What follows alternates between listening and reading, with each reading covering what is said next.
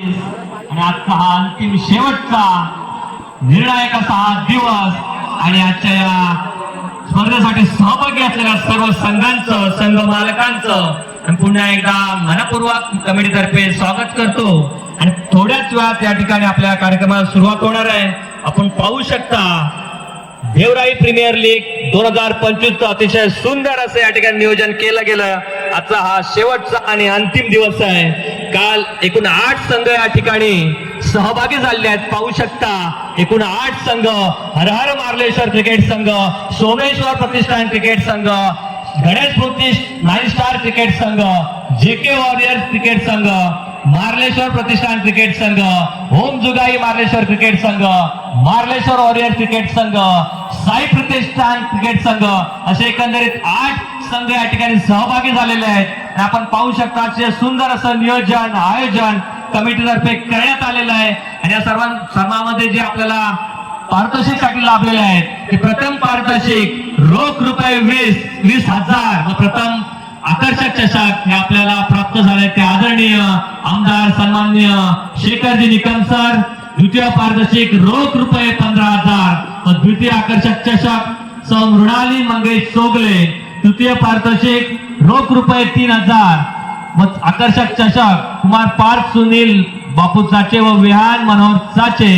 तसेच तृतीय चतुर्थ पारितोषिक रोख रुपये 3,000 व आकर्षक चषक नमन कलाकार आपले मित्र संदेश उर्फ पप्प्या भांडागळे यांच्याकडून आपण पाहू शकता अतिशय सुंदर अशा चमचमत्या चषक या ठिकाणी प्राप्त झाले आहेत. पाहू शकता त्याचप्रमाणे जे 8 संघ मालक आहेत त्यांच्यासाठी देखील सन्मान चिन्ह, त्याचप्रमाणे जे 8 संघ या ठिकाणी सहभागी झालेले आहेत त्यांच्यासाठी देखील सन्मान चिन्ह आपण पाहू शकता.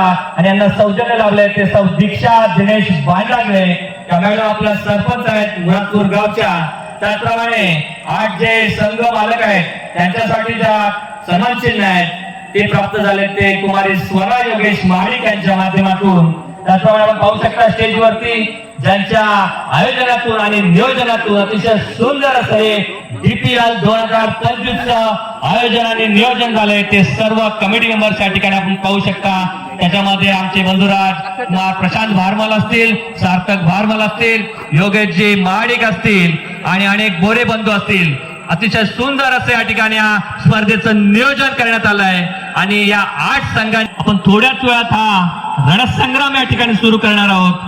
काल प्रत्येक संघाचे 2 सामने या ठिकाणी खेळत आले आहे. पाहू शकता पिचची थोडीशी दशा झालेली आहे कारण हा बॉक्स क्रिकेट आहे. याच्यामध्ये टॅपचा जास्तीत जास्त वापर करण्याचा फलंदाजाचा निर्णय असतो. त्यामुळे चांगले निर्णय दिले गेले आपल्या पंचांकडून. कोणत्याही संघावर त्याचा अन्याय होणार नाही किंवा कोणताही चुकीचा निर्णय देणार नाही अशा प्रकारच्या आपल्या कमिटीने व्यवस्था केली होती. एकूण 3 जवळजवळ पंच या आपल्या स्पर्धेसाठी लाभले होते. त्या पंचांचा देखील आपण आभार व्यक्त करावे लागतील. ठिकाणी कूलरचं देखील देणगी स्वरूपामध्ये प्राप्त झाले. त्याचप्रमाणे उत्कृष्ट फलंदाज आणि उत्कृष्ट गोलंदाज याच्यासाठी स्मार्ट वॉच यांची देखील व्यवस्था करण्यात येईल. आपण पाहूया इकडे की जे आपल्याला देणगीदार म्हणून लाभलेले आहेत. उत्कृष्ट फलंदाज याच्यासाठी स्मार्ट वॉच ज्यांच्याकडून आपल्याला प्राप्त झाले ते कुमार रोशन मिरगल. उत्कृष्ट गोलंदाजासाठी स्मार्ट वॉच श्री दत्ताराम बोरे साहेब. मालिकावीरासाठी कूलर कमलेश प्रकाश भांडागळे यांच्याकडून आपल्याला प्राप्त झालंय. त्याचप्रमाणे सामनावीर प्रत्येक सामन्यामध्ये जो सामनावीर म्हणून घोषित केला जातो त्याच्यासाठी एक आकर्षक टी-शर्ट आणि DPL चे आयोजक आमचे बंधुराज कुमार प्रशांत भारमल यांच्या माध्यमातून. त्याचप्रमाणे 44 मेडल्स म्हणजे 4 संघ जे जातील त्यांच्यासाठी 44 मेडल्स हे पांडुरंग पागार यांच्या माध्यमातून या ठिकाणी प्राप्त झालेत. त्याचप्रमाणे 8 संघ मालक आहेत त्यांना देखील सन्मान चिन्ह देऊन सन्मानित करण्यात येणार आहे. ते आपल्याला प्राप्त झाले ते कुमारी स्वरा योगेश महाडिक यांच्या माध्यमातून. प्रत्येक संघासाठी जे सन्मान चिन्ह या ठिकाणी दिले जाणार आहे ते प्राप्त झाले ते सौ दीक्षा दिनेश भांडागळे सरपंच मुरादपूर. त्याचप्रमाणे स्पर्धेसाठी जे चेंडू लागणार आहे त्याची व्यवस्था केली ती आपले अनिकेत चिले. मेडिसिन बॉक्सचा देखील या ठिकाणी आपल्याला प्राप्त झाले ते राजू पागार यांच्या माध्यमातून. या स्पर्धेसाठी ज्यांनी स्टंपची व्यवस्था केली त्या आपल्या भांडूप मुंबईच्या भगिनी सौ प्रियंका विजय पटेल आणि अतिशय महत्वाची अशी जी व्यवस्था केली पाण्याची व्यवस्था करण्यासाठी, ते या DPL चे आयोजक, धडाडीचे कार्यकर्ते, आपले सार्थक भारमले आणि त्याचप्रमाणे पूजेचे साहित्य श्री संतोष चोगले, त्याचप्रमाणे आजच्या डिजिटल युगामध्ये या स्पर्धेसाठी जाहिरातबाजी केली गेली मोठ्या प्रमाणावरती आणि त्याचा परिणाम म्हणून पाहू शकतो आपण. 8 संघ या ठिकाणी सामील झालेले आहेत या रणसंग्रामामध्ये. त्यासाठी विशेष सहकार्य लाभले ते आपले कुमार साहिल खेडेकर, करमेळे मिरगलवाडीचे, त्यांचा देखील या ठिकाणी पुन्हा एकदा मी आभार व्यक्त करतो, मनापासून आभार व्यक्त करतो. त्याचप्रमाणे जे क्रीडा रसिक या ठिकाणी काल देखील मोठ्या प्रमाणावर आले होते, त्यांचं आज देखील पुन्हा एकदा आम्ही स्वागत करतो. काल मंडळाने त्यांच्यासाठी स्नेहभोजनाची व्यवस्था केली होती. आज देखील त्या ठिकाणी मंडळातर्फे स्नेहभोजनाची व्यवस्था केलेली आहे. त्याचा देखील आपण सर्व खेळाडू, संघ मालक तसेच क्रीडा रसिक यांनी लाभ घ्यावा अशी मी आपल्याला विनंती करतो.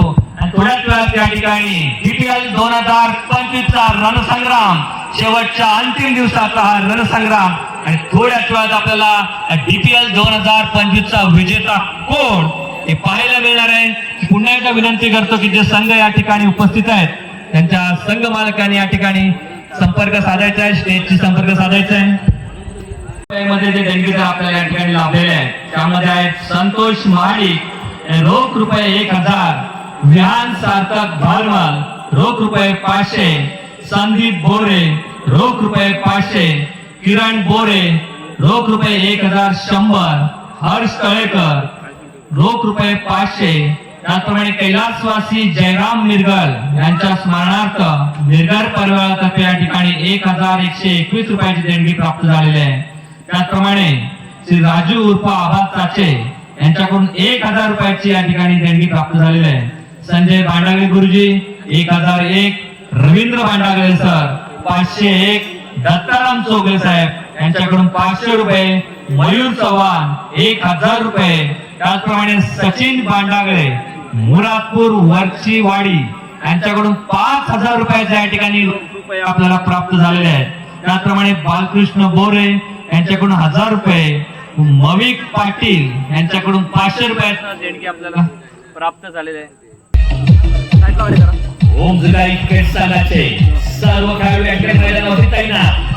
साई प्रतिष्ठान क्रिकेट संघाला विनंती आहे की आपले दोन्ही सलामीवीर या ठिकाणी ताबडतोब मैदानावर पाठवायचे. दोन्ही सलामीवीर. दुसऱ्या दिवसाचा पहिला सामना ओम जुगाई मार्लेश्वर विरुद्ध साई प्रतिष्ठान. ओम जुगाई मार्लेश्वर विरुद्ध साई प्रतिष्ठान. साई प्रतिष्ठान सामना करतो तो पवन. पहिला चेंडू पवनला, पहिला दुसऱ्या दिवसाला पहिला चेंडू एक धावावरती समान मानावं लागले पवनला. आजचा शेवटचा अंतिम फायनल दिवस. आजच्या दिवसामध्ये प्रत्येक संघाचे 2 सामने त्या ठिकाणी ठेवले गेले आणि पहिल्या आजच्या दुसऱ्या दिवसाचा अंतिम दिवसाचा या ठिकाणी रोख रक्कम म्हणून आपल्याला प्राप्त झाली ती श्री गणेश पाटील साहेब बावनदी 1001 रुपये. मंडळ पूर्णपणे सतत आभारी आहे. पुन्हा दुसरा चेंडू पवन साठी समीरचा.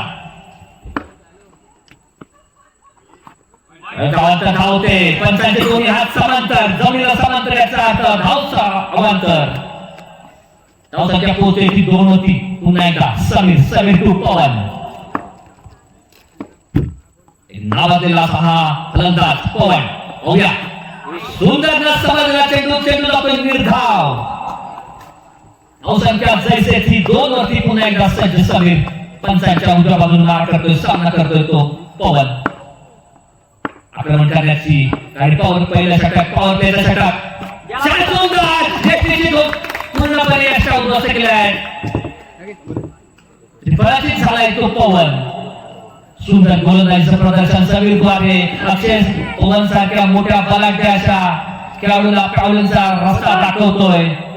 मला वाटतं थोडासा दबाव येईल तो साई प्रतिष्ठान संघावरती. कारण पवन सारखा बलाढ्य सामन्याला कला देण्याचं सामर्थ्य असलेला हा खेळाडू, त्याला रस्ता दाखवला, परतीचा रस्ता दाखवला तो समीरने. पुण्याला समीर नवीन फलंदाज समर्थ. पाहूया पहिल्या चेंडूवरती बचावात्मक एक धावेने धावसंख्या होते ते 3. समर्थ नवीन खेळाडू सामना करीत तो समीरचा. पहिला झटका बसलाय तो पवनच्या स्वरूपामध्ये. मोठा झटका म्हणावा लागेल. और प्लेचं षटक असताना थोडासा फायदा उठवण्याचा प्रयत्न केला होता, परंतु न समजला चेंडू सरळ नेस्टीवरती आलेला. पुन्हा एकदा समीर टू समर्थ जबरदस्त ना, परंतु प्रयत्न 100% केला होता त्या ठिकाणी क्षेत्ररक्षणाने. धावसंख्या पोहोचते ती 7 वरती. शेवटचा चेंडू समर्थ, पहिल्या षटकातील शेवटचा चेंडू समीरचा सामना करतोय. समर्थपणे सामना करतोय. आताच एक तडाखा दिला होता समर्थने. और प्लेच्या षटकातल्या मधला फायदा घेण्याचा प्रयत्न केला. पहिल्या षटकात धावसंख्या होते मात्र 7, 1-7 आणि स्ट्राईक फील्ड होती. पुन्हा एकदा अक्षय आणि स्फोटक आणि नावाजलेला खेळाडू अक्षय